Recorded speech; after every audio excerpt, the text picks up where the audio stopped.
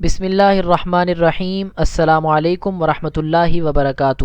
دا authentic اسلام channel کی طرف سے ایک اور ویڈیو لے کر میں حاضر ہوا ہوں، جس کا موضوع آپ سبھی حضرات دیکھ رہے ہیں، ساس بہو اور میاں بیوی کے جھگڑے سے چھٹکارا پانے کا 3 نکاتی نبوی فارمولہ۔ اس کے اندر 3 ایسی احادیث بیان کی جائیں گی کہ اگر ان پر عمل کر لیا جائے تو ساس بہو اور میاں بیوی کے جھگڑے سے چھٹکارا پایا جا سکتا ہے۔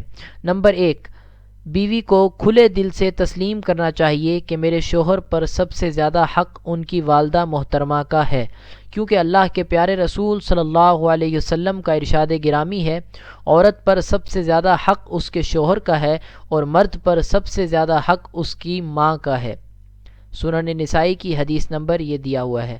اور نمبر 2، شوہر کو اگر بیوی کی کوئی بات ناگوار گزرے تو اسے بنیاد بنا کر بیوی سے ہرگز نفرت نہ کرے، بلکہ اس کی دیگر خوبیوں پر نظر رکھے، اس لیے کہ اللہ کے پیارے رسول صلی اللہ علیہ وسلم کا ارشاد ہے، مسلمان مرد اپنی مسلمان بیوی سے نفرت نہ کرے، اگر بیوی کی ایک عادت بری معلوم ہوتی ہو تو دوسری عادت پسند ہوگی۔ صحیح مسلم شریف کی یہ حدیث۔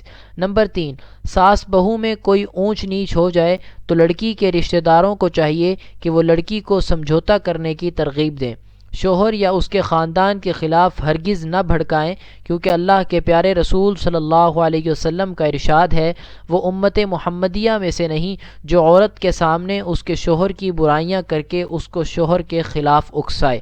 سنن ابی داؤد کی حدیث۔ یہ ہے 3 نکاتی نبوی فارمولہ، 3 ایسی احادیثیں اور 3 ایسے سبق کہ اگر ان پر عمل کر لیا جائے تو ساس بہو اور میاں بیوی کے درمیان جھگڑے سے چھٹکارا حاصل ہو سکتا ہے۔ اللہ تعالیٰ عمل کرنے کی توفیق نصیب فرمائے۔